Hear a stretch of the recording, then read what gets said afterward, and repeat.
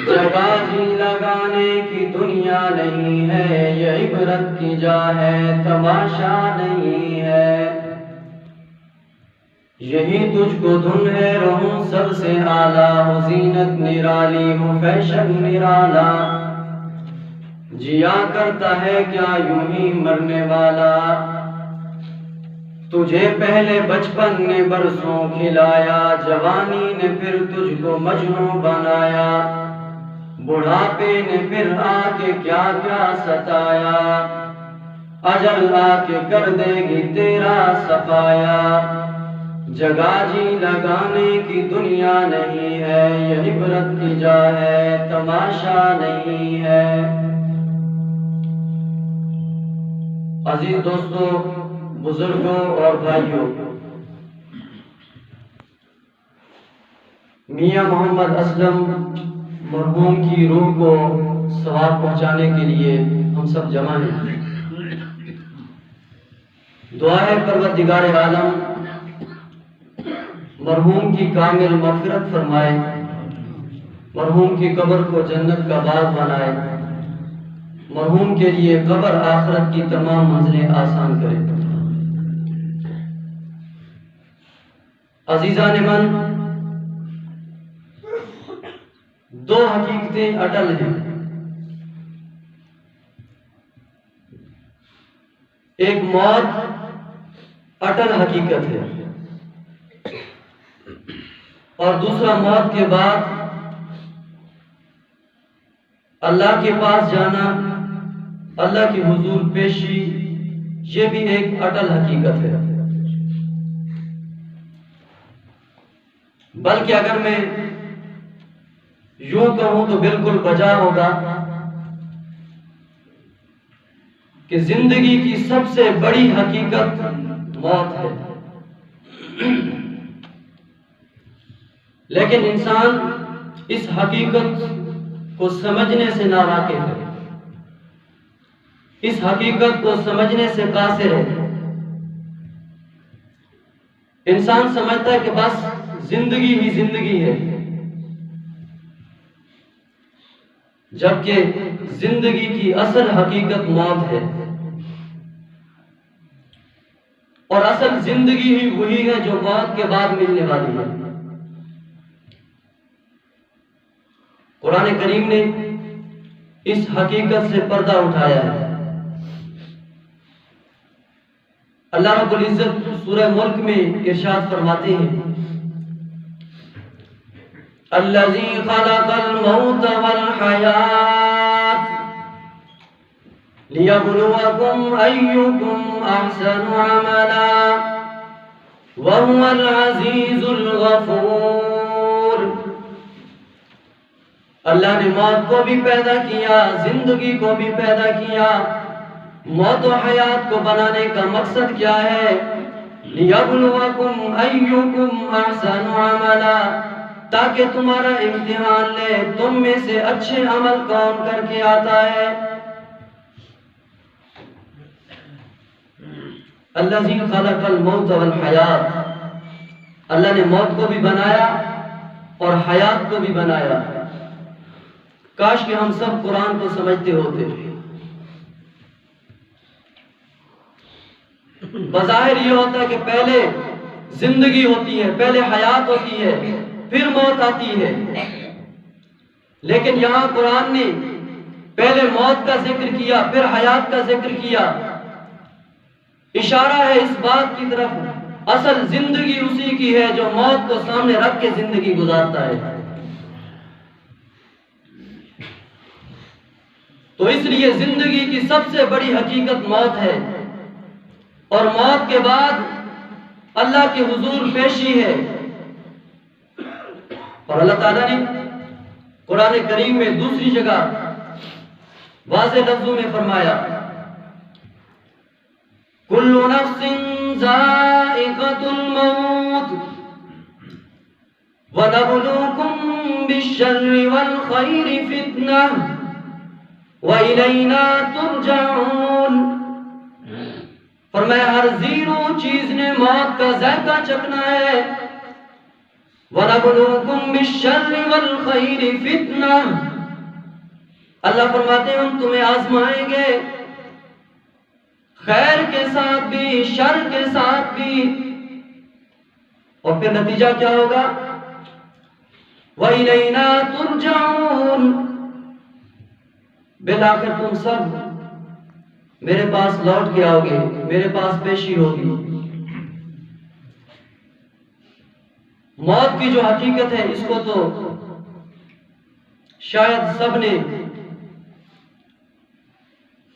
अगर समझा नहीं तो माना जरूर है कि मौत आनी है। मुसलमान भी मानता है कि मौत आनी है, काफिर भी मानता है मौत आनी है, इससे किसी को छुटकारा नहीं मिल सकता। लेकिन अल्लाह के हुजूर पेश होना है, ये सिर्फ मुसलमान मानता है, काफिर नहीं मानता।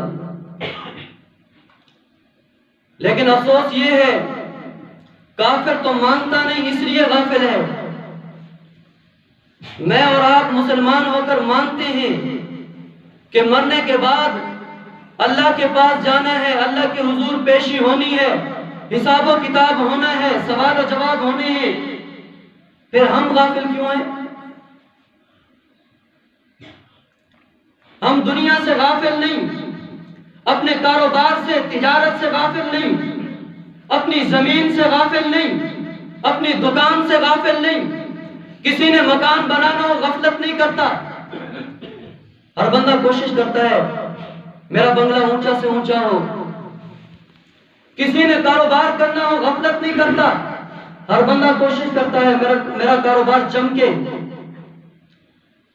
किसी ने दुकान खोलनी हो गफलत नहीं करता, हर बंदा कोशिश करता है कि मेरी दुकान में हर आइटम मौजूद हो, आने वाला गाहक खाली ना जाए। मगर गफलत है तो अल्लाह की याद से गफलत है, गफलत है तो कब्र से गफलत है, गफलत है तो आखिरत की तैयारी से गफलत है। अल्लाह रब्बुल इज्जत ने अपने बंदों को कुरान करीम में झंझोड़ के भी और बड़े प्यार भरे लहजे में अपनी तरफ मुतवज्जे किया है। या अय्युहल इंसान मा गर्रक बिरब्बिकल करीम, ओ इंसान अपने करीम रब से कहां भागा जा रहा है? तो मैं अपने करीम रब से भाग के कहां जा रहा है? भाग नहीं सकता, बिलाकर तूने उसी के पास जाना है।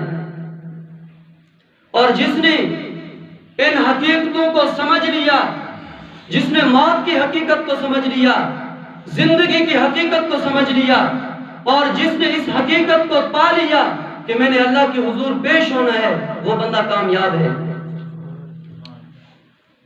इब्राहिम बिन अदहम रहमतुल्लाह अलैह एक बादशाह गुजरे, बाद में एक अल्लाह के वली बने। इब्राहिम बिन अदहम रहमतुल्लाह अलैह रात को अपनी ख्वाबगाह में जा रहे थे, बेडरूम में जा रहे थे सोने के लिए। तो उनके बेडरूम में एक नौकरानी, एक खादमा थी जो बेडरूम की देखभाल करती थी, बिस्तर सजाती थी। इब्राहिम बिन अदहम रहमतुल्लाह अलैह जब अपनी ख्वाबगाह में गए, अपने बेडरूम में गए, तो क्या देखा? वही नौकरानी, वही खादमा उनके बेड पे सोई हुई है। बेचारी नौकरानी सफाई कर रही थी, चीजें दुरुस्त कर रही थी। बादशाह का बिस्तर लगाया, दिल में ख्याल आया जरा इस पे लेट के देखूं। जमीन पे सोने वाली नौकरानी जब नरमो नाज़िक गद्दे पे सोई, आंख लग गई। इब्राहिम बिन अदहम रहमतुल्लाह अलैह जब आए, देखा एक नौकरानी खादमा उनके गद्दे पे सोई हुई है। गुस्से से लाल पीले हो गए कि इसकी हिम्मत कैसे हुई। उसको जगाया नहीं, दुरा हाथ में था, दे मारा दुरा जोर से। जब दुरे मार रहे थे तो खादमा चीखती हुई, रोती हुई उठ बैठी,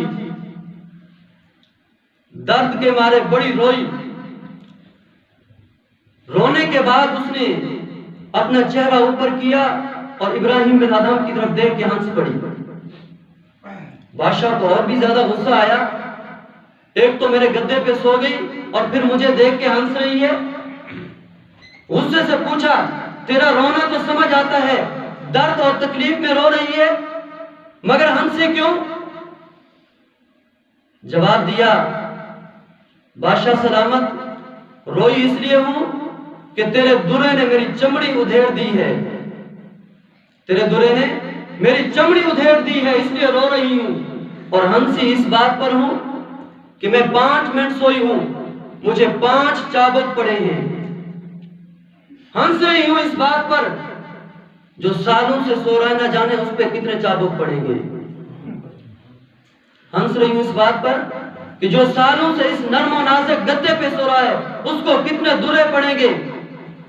इब्राहिम बिन अदम के दिल पे चोट लगी, फिर वो रात उस गद्दे पे नहीं गुजरी, मुसल्ला बिछाया, अल्लाह के हुजूर तौबा के नफिल पढ़े, सारी रात हाथ उठा के आंसू बहाते रहे, रोते रहे, परवरदिगार मुझे माफ कर दे, मैं भटका हुआ था।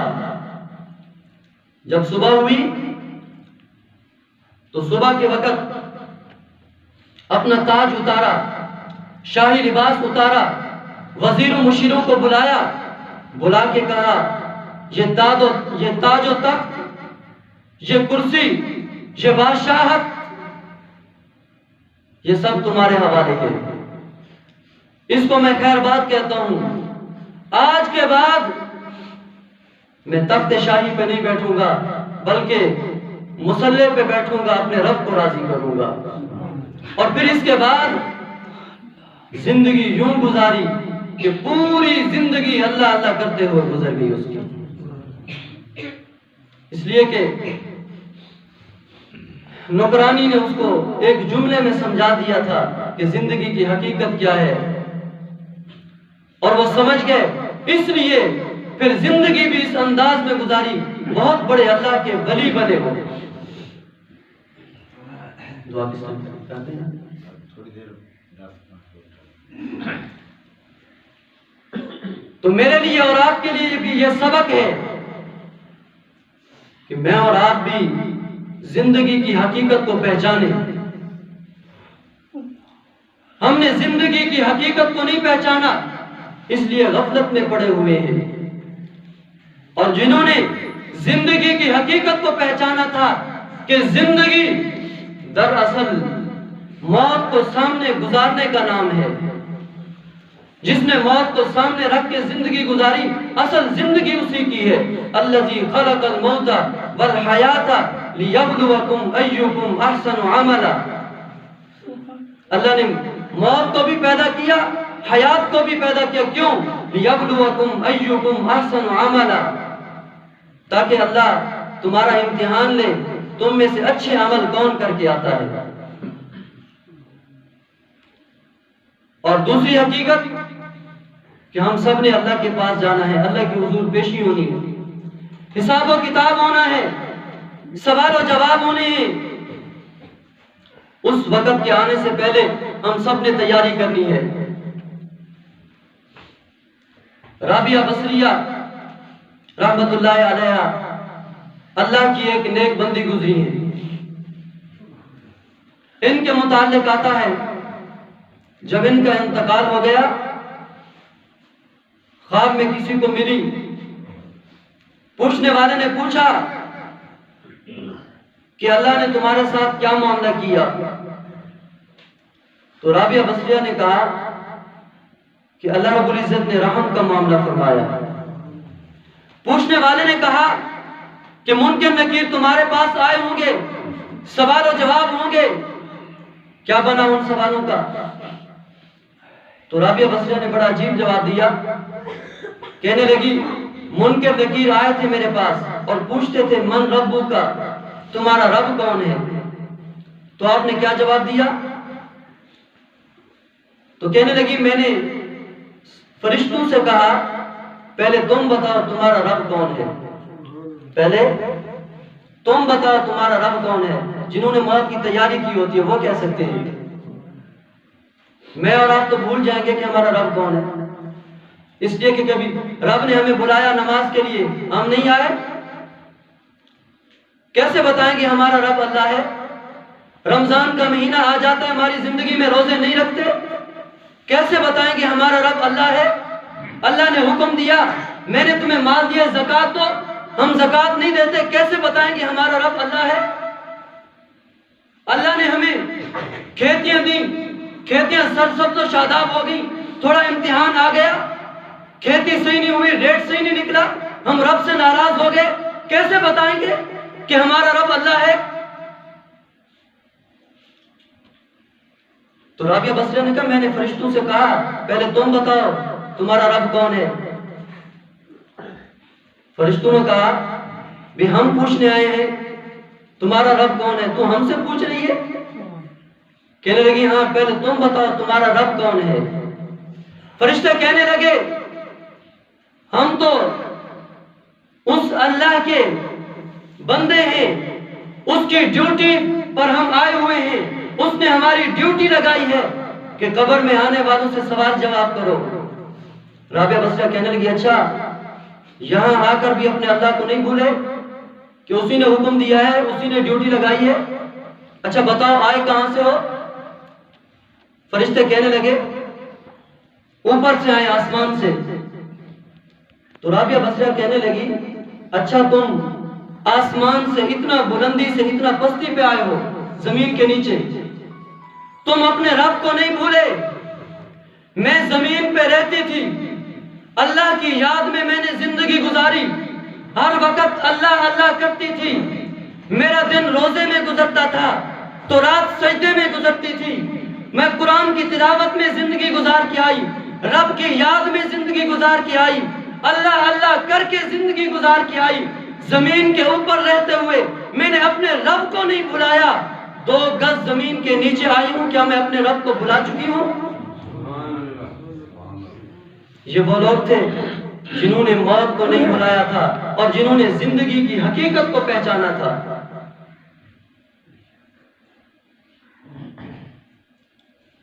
और जो बंदा जिंदगी की हकीकत को पहचान लेता है कि मैं दुनिया में आया हूं मरने के लिए, मैं दुनिया में आया हूं कब्र की तैयारी के लिए, मैं दुनिया में आया हूं आखिरत की तैयारी के लिए, मैं दुनिया में आया हूं अपने रब को राजी करने के लिए, फिर वो जिंदगी इस अंदाज में गुजारता है कि रब उसके सामने होता है, फिर मौत भी उसकी यूं आती है, कभी वो कुरान की तिलावत कर रहा होता है उसकी मौत आ जाती है, कभी वो अल्लाह अल्लाह कर रहा होता है उसकी मौत आ जाती है, कभी वो सजदे में होता है उसकी मौत आ जाती है। कुरान की तिलावत में, सजदे में और इसी तरह अल्लाह अल्लाह करते हुए, कलमा शहादत पढ़ते हुए मौत उसकी आती है जो नमाज पढ़ता हो, जो अल्लाह अल्लाह करता हो, जो कुरान की तिलावत का आदी हो, जो रब की याद को अपनी जिंदगी का मकसद बनाता हो, उसकी मौत यहां इस तरह आती है। एक बुजुर्ग गुजरे हैं मौलाना अबू बकर नक्शबंदी रहमतुल्लाह अलैह,